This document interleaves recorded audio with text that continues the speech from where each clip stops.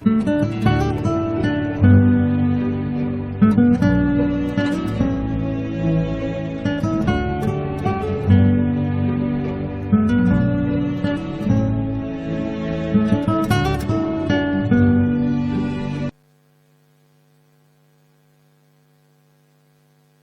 छोटा सा टॉपिक आपके इसके अंदर दे रखा है, इसी चैप्टर के अंदर मेन चीजें सारी खत्म हो गई इस चैप्टर में। Fund raising by issuance of debt securities by large entities.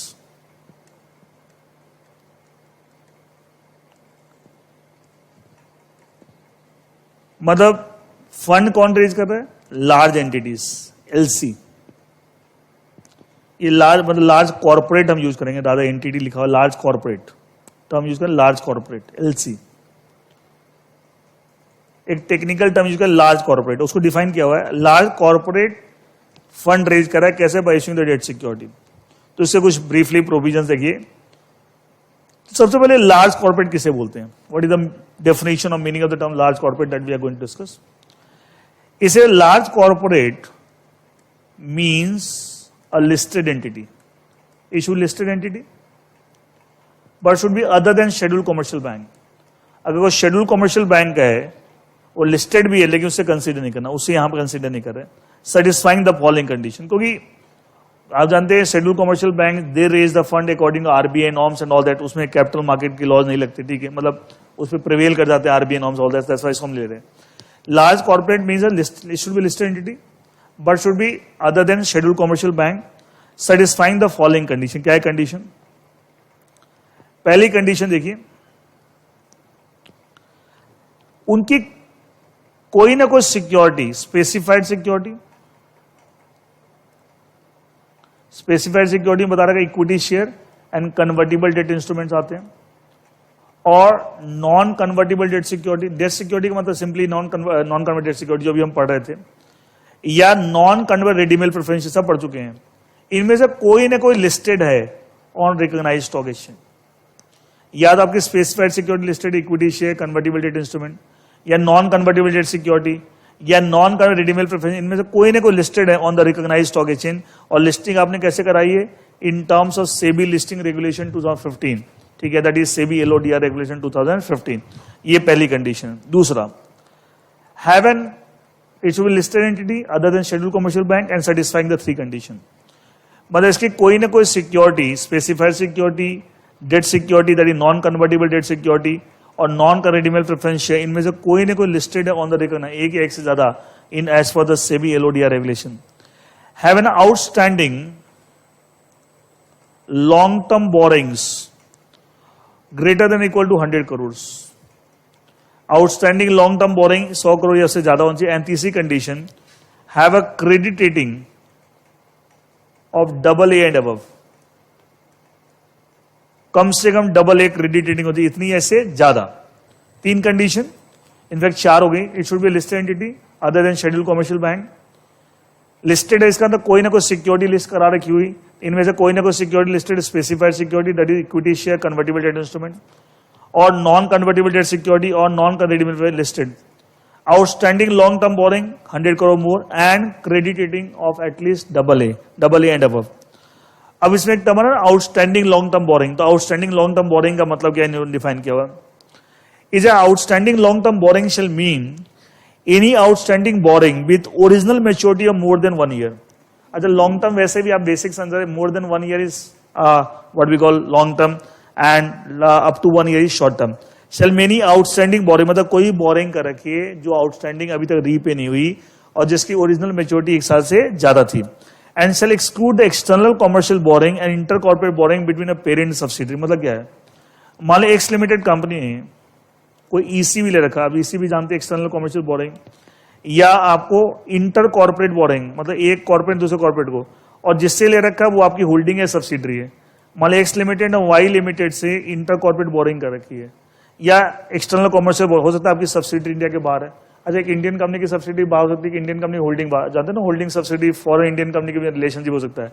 अगर इसने इन दोनों के बीच में कोई ट्रांजेक्शन हो रखा है और ये आपस में होल्डिंग सब्सिडी, ये होल्डिंग हो, ये सब्सिडी होल्डिंग मतलब नहीं है, और ईसीबी के फॉर्म में या inter corporate boring, in that case वो आपको इसमें लॉन्ग टर्म बोरिंग में कंसीडर नहीं करेंगे, मतलब उसको एक्सक्लूड करके आपको, एंड वो कम से कम, अभी पहले तो आउटस्टैंडिंग लॉन्ग टर्म बोरिंग का मतलब क्या है, जो आपको लॉन्ग टर्म बोरिंग्स हैं और जिसमें ओरिजिनल आपको मेच्योरिटी पे 1 साल से ज्यादा था, और हमारी कंडीशन क्या थी, वो कम से कम 100 करोड़ या उससे ज्यादा होनी चाहिए।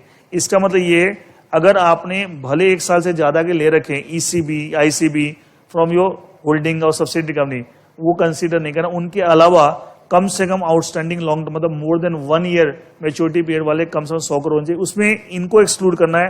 ये अगर मोर देन 1 ईयर ले भी रखे हैं बट इसे कंसीडर नहीं करना। तो that is the definition of meaning of the large corporate. Large corporate का मतलब क्या है? Now legal framework regarding the, ये तो मीनिंग था, and regarding the large corporate was the legal framework. ये क्या बोलते हैं? A large corporate LC shall raise not less than minimum 25% incremental borrowing during the financial year subsequent to the financial in which it identified the LC large corporate by way of issuing debt security as defined। मतलब SEBI ILDS regulation, फिर again इसका तो ये भी कहीं ना कहीं ILDS regulation relate हो रहा है। मैं एग्जांपल देता हूं, मान लिया कंपनी एक्स लिमिटेड, और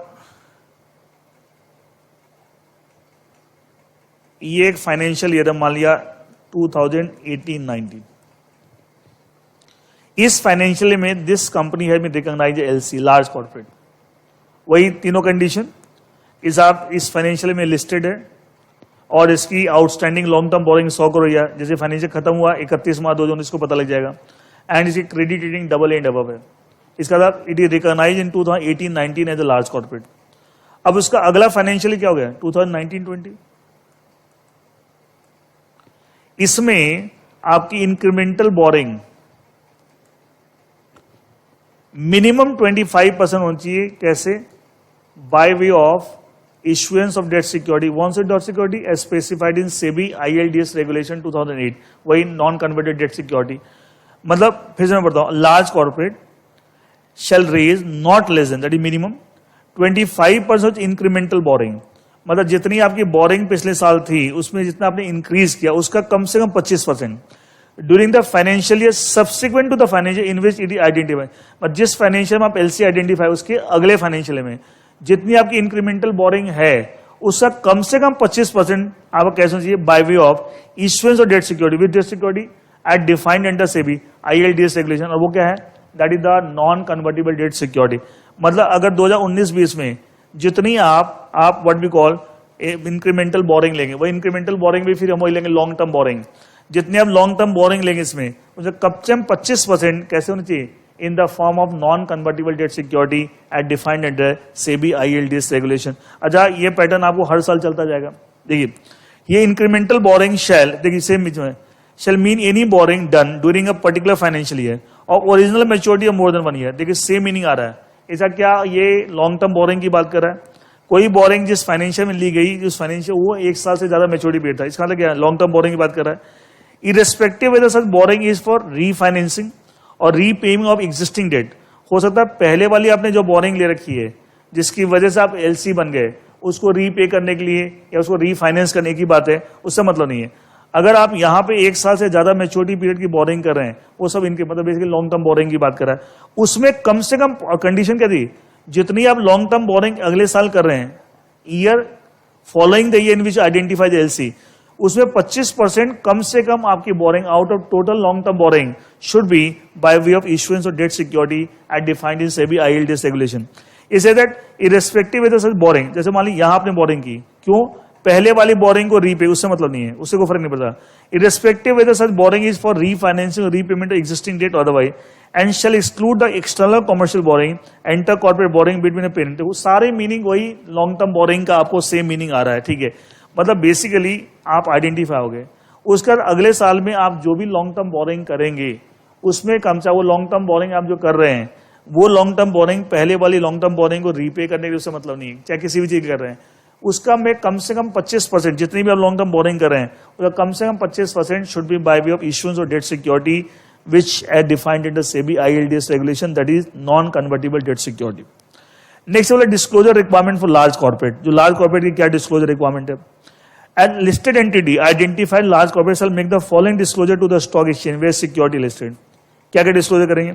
Within 30 days from the beginning disclose. देखिए जैसे इस एग्जाम्पल 18-19 खत्म हुआ, 18-19 के एंड में, क्योंकि बैलेंस शीट यहाँ बने, यहाँ पता लगेगा कि लॉन्ग टर्म आउटस्टैंडिंग बोरिंग क्या, आउटस्टैंडिंग लॉन्ग टर्म बोरिंग क्या है, 100 करोड़ या उससे ज्यादा. तो 31 मार्च 2019 को ये आइडेंटिफाइड है लार्ज कॉर्पोरेट. ये साल जैसे खत्म हुआ उसके अगले साल के बिगिनिंग से 30 दिन के अंदर इस बात को आपने डिस्क्लोज करना टू द स्टॉक एक्सचेंज कि साहब we have become a large corporate, we have become a large. Within 30 days from the beginning of the मतलब next financial year, next to that financial year identify large corporate, disclose the fact that they identify large corporate. फिर within 45 end of the, अब ये 19-20 जो है उस जैसे start हुआ, देखिए 18-19 के एंड में यू आइडेंटिफाइड लार्ज कॉर्पोरेट, जैसे 19 में स्टार्ट हो उसके स्टार्टिंग से 30 दिन के अंदर आपने स्टॉक एक्सचेंज इंटीमेट किया कि we have become a large corporate. अब ये जैसे खत्म हुआ इसके एंड से 45 डेज के अंदर आपने ये बताना है, स्टॉक एक्सचेंज को डिस्क्लोज करना है कि आपने कितनी इंक्रीमेंटल बोरिंग की, और उसमें से अभी कंडीशन पड़ी थी ना, जितनी इंक्रीमेंटल बोरिंग की वो सब लॉन्ग टर्म बोरिंग है, उसमें कम से कम 25% कैसे चाहिए in the form of non convertible debt security as specified prescribed under SEBI ILDS regulation. Within 45 days end of financial year, यहां से 45 डेज के अंदर the details of incremental borrowing doing, और वो लीगल फ्रेमवर्क के हिसाब से क्या, जितनी इंक्रीमेंटल बोरिंग की उसका 25% कम से कम क्या होना चाहिए by way of issuance of debt security as per SEBI ILDS regulation 2008. मतलब बेसिकली डिस्क्लोजर से क्या हो, स्टॉक एक्सचेंज को पता लग जाएगा कि वेदर लीगल फ्रेमवर्क आप फॉलो कर रहे हैं या नहीं. ठीक है, दो बातें. अच्छा, ये दोनों डिस्क्लोजर आप करें, यहाँ पे विद इन 30 डेज और यहाँ विद इन 45 डेज. ये दोनों सब डिस्क्लोजर जब भी स्टॉक एक्सचेंज जाएंगे, it shall be certified by the company secretary and chief financial officer. दोनों, वो लार्ज कॉर्पोरेट जो है, जो मान ली X limited company large corporate है, तो इसका जो कंपनी सेक्रेटरी है एंड जो चीफ फाइनेंशियल ऑफिस CFO, ये दोनों जो डिस्क्लोजर करेंगे, डॉक्यूमेंट फाइल होगा ना डिस्क्लोजर का, तो डॉक्यूमेंट पे दोनों के सर्टिफिकेशन होंगे कि साहब ये करेक्ट है, हम जो भी डिस्क्लोजर करें that is correct. And who will certify, company secretary as well as CFO, chief financial officer of the large corporate. ये छोटे छोटे कंसेप्ट थे कि साहब लार्ज कॉर्पोरेट क्या होता है, उनके बाद क्या नॉर्म्स लगते हैं, कंडीशंस क्या लार्ज कॉर्पोरेट की, और क्या डिस्क्लोजर. क्योंकि कई बार एग्जाम में छोटी सी, अल्टीमेटली ये भी ILDS से लिंक हो गया, तो कई बार एग्जाम में छोटी मोटी चीजें पूछ लेते हैं कई बार, तो इसलिए I didn't want to miss that and that's why I covered that. Last topic, green debt securities.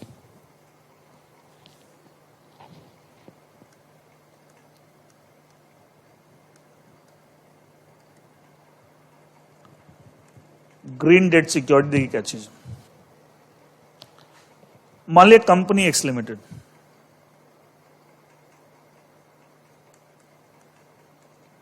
जैसे दीजिए कंपनी एक्स लिमिटेड, एंड वो कंपनी जो है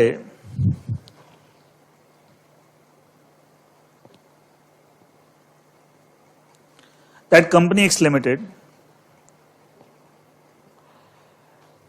let's say it is issuing some debt securities. क्यों? To raise the funds. क्यों fund का क्या करेंगे? फंड का इस्तेमाल to utilise that fund which is relating to the betterment of environment, to reduce the pollution, something like that. जैसे आप उस पैसे का इस्तेमाल करेंगे रिन्यूएबल एनर्जी जनरेशन में. आप जानते हैं रिन्यूएबल एनर्जी इन्वायरमेंटल फ्रेंडली होती है. आप उस पैसे का इस्तेमाल करेंगे क्लीन ट्रांसपोर्टेशन से रिलेटेड कुछ मशीन्स बनाने, जैसे CNG इक्विपमेंट्स बनाने में. मतलब अल्टीमेटली आप डेट सिक्योरिटी इशू करके फंड रेज कर रहे हैं, जिससे कि आप उस पैसे का इस्तेमाल कुछ ऐसी चीजों में करें जो इन्वायरमेंट फ्रेंडली है. ऐसे प्रोजेक्ट्स में लगाएंगे जो इन्वायरमेंट से रिलेटेड, इन्वायरमेंट को बेटर करने में हेल्प करेंगे, पॉल्यूशन को कंट्रोल करने में हेल्प करेंगे. ठीक है, and that kind of security नाम, मतलब अल्टीमेटली ग्रीन डेट, मतलब सिक्योरिटीज हैं, डेट सिक्योरिटीज हैं, एंड उसके थ्रू जो फंड रेज कर रहे हैं for the purpose of creating the greenery, protecting the environment, improving the quality of environment, reducing the pollution, then नाम क्या, ग्रीन डेट सिक्योरिटी. कुछ नहीं, बेसिकली पर्पस क्या, उसके थ्रू फंड रेज करके आप करेंगे क्या, उसके हिसाब से नाम रख दिया. तो क्या लिखा, a debt security shall be considered a green or green debt security if the funds raised through the issuance of debt security are to be utilized for projects and or assets falling under any of the following broad categories. मतलब list दे रखी है और सब रेजिड environment से related है. Renewable and sustainable energy including wind, solar, bio energy, clean transportation including mass जैसे CNG equipment, sustainable water management including clean, आप जानते हैं वाटर से रिलेटेड कुछ आपको, क्लाइमेट चेंज एडेप्टेशन, आप कुछ ऐसा प्रोजेक्ट करने जा रहे हैं जो climate change adaptation, climate change से रिलेटेड कुछ स्टडी करेगा, उस पर कुछ काम करेगा, energy efficiency including efficient and green building, आजकल बहुत सारी ग्रीन बिल्डिंग बन रही है जिसके अंदर एनर्जी का यूज बहुत कम है, उससे रिलेटेड आपको प्रोजेक्ट करने जा रहे हैं, उसके लिए फंड चाहिए, उसके लिए अपडेट सिक्योरिटी इशू कर रहे हैं। सस्टेनेबल वेस्ट मैनेजमेंट, आज जानते हैं waste management, waste is also very, आजकल वेस्ट में भी बहुत कंसेप्ट आ गया। एक तो जनरल वेस्ट होता है, कूड़ा कचरा एंड ऑल दैट, आजकल इलेक्ट्रॉनिक वेस्ट है, अच्छा इतने सारे मोबाइल फोन है, लैपटॉप है, लोग यूज करके छोड़ देते हैं, क्या ये भी ई वेस्ट है? क्या इसका मैनेजमेंट नहीं तो ये भी इन्वायरमेंट पॉल्यूशन करता है, एंड उससे रिलेटेड आपको प्रोजेक्ट करें, उसके लिए फंड चाहिए, तो उसके लिए आप ग्रीन डेट सिक्योरिटी इशू कर सकते हैं। Sustainable land use including sustainable forestry, agriculture, आप सब जानते हैं, सस्टेनेबल डेवलपमेंट वगैरह आपने एग्जीक्यूटिव वगैरह पढ़ा है। बायोडाइवर्सिटी, याद है बायोडाइवर्सिटी पढ़ा था, ये हर तरह के एनिमल, आपके हर तरह के क्रिएचर हमारे अर्थ पे होने चाहिए, बायोडाइवर्सिटी कंजर्वेशन, उनको save tiger and all that, what are we trying, we are trying to save one particular species, तो पता ना पूरी फूड चेन होती है, इसमें एक भी स्पीस मिस होगी तो क्या अल्टीमेटली पूरी फूड चेन डिस्टर्ब हो जाती है, एंड इससे इकोलॉजिकल डिस्टर्बेंसेस होते हैं। एनी अदर कैटेगरी में specified by SEBI from time, मतलब बेसिकली द आइडिया ही, इस तरह के कोई प्रोजेक्ट करने के लिए या इस तरह के काम करने के लिए आपको फंड चाहिए, उस फंड को रेज करने के लिए आपको डेट सिक्योरिटी इशू कर रहे हैं, then that debt security is technically called a green debt security, केवल शॉर्ट नोट एग्जाम में पूछ सकते हैं आपको। नेक्स्ट एप्लीकेशंस, ऑब्लिगेशन इश्यूअर, जो ग्रीन डेट सिक्योरिटी इशू कर रहे हैं, इश्यूअर जो है कंपनी है, उसके क्या ऑब्लिगेशन है। An issuer of green debt security shall maintain a decision making process which it uses to determine the continuing eligibility. एक चीज बताइए, आपने एक फंड रेज कर लिया और आप बोल रहे हैं कि साहब हम इस फंड का इस्तेमाल एक सर्टेन चीजों में करेंगे जिसकी वजह से सिक्योरिटी आपको ग्रीन डेट सिक्योरिटी करा रही है, लेकिन कंटिन्यूअसली आप उस फंड का वही इस्तेमाल कर रहे हैं, ऐसा तो नहीं इस फंड का इस्तेमाल किसी और चीज में कर रहे हैं जो ग्रीन डेट सिक्योरिटी की डेफिनेशन फिट ही नहीं होता। तो कंटिन्यूअस बेसिस पर आप जब भी उससे डिसीजन मेकिंग प्रोसेस जिसके थ्रू उस फंड का इस्तेमाल करने का आप डिसीजन लेते हैं, उसका प्रॉपर रिकॉर्ड मेंटेन करिए, and that should be disclose so that maintain a decision making process which it uses to determine the continuing eligibility, मतलब उस प्रोजेक्ट एसेट जिसके लिए आपने फंड रेज किया था, आप उसके लिए कंटिन्यूअसली एलिजिबल है, ऐसा नहीं बीच में किसी और चीज में इस्तेमाल कर लिया, वो गलत होगा। Next is that this includes without limitation statement of the environment objective, मतलब आपका एनवायरमेंट से रिलेटेड आप ग्रीन डेट सिक्योरिटी कैसे इस्तेमाल करें, वो सारी चीज आपको मेंटेन करना है। Ensure that all projects and और assets funded by the proceeds of green debt security meet the documented objective green debt security.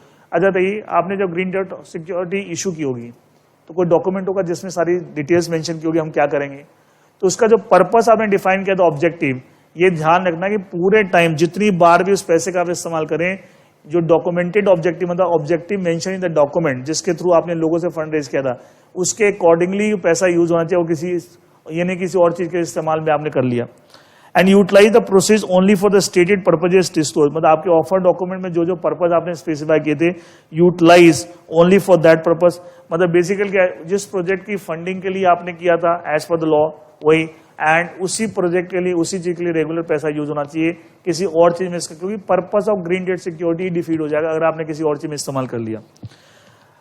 अगर कोई issuer of green debt security तो ग्लोबली एक्सेप्टेड स्टैंडर्ड्स फॉलो कर रहा है regarding the issuance of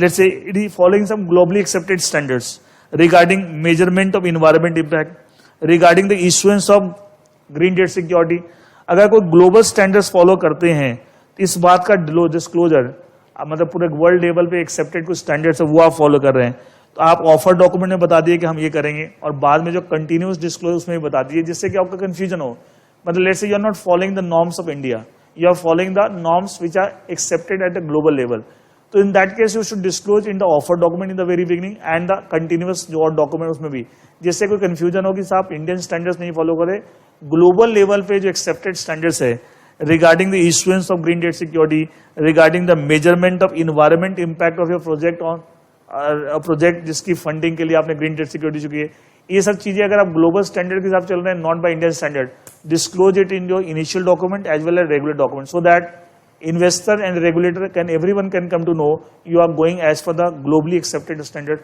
वो भी सही है क्योंकि global level accepted इसका मतलब क्या, वो भी सही होंगे. But ये बात आपको disclose करना कि मैं Indian standard की बजाय I am following the global. Issuer has to follow disclose the same in the initial document as well as the subsequent document कि हम regarding the issuance of green debt security जो norms है India के वो नहीं follow कर रहे हैं, globally accepted standard follow कर रहे हैं.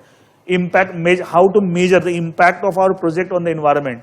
वो मेजरमेंट का जो कैलकुलेशन है, तरीका है, हम इंडियन स्टैंडर्ड के साथ नहीं चल रहे हैं, एज पर ग्लोबल स्टैंडर्ड. ये चीजें अगर आप ऐसा कर रहे हैं, ग्लोबल स्टैंडर्ड के साथ कर रहे हैं, disclose all this things in your initial document as well as the subsequent document so that everyone, investor, regulatory body are aware that you are going by and you are following the globally accepted standards rather than the Indian standards. तो एक छोटा सा concept दे रखा है, green debt security. Maybe sometimes in the examination they can ask some short note on this and all that, and we have discuss that. तो इसके साथ बहुत डिटेल में मैंने चैप्टर 8 कंप्लीट करा दिया, ठीक है. एंड अब आगे के चैप्टर्स हम और कवर करेंगे, but with this I have completed this chapter number 8 and everything we have covered in this chapter. Thank you.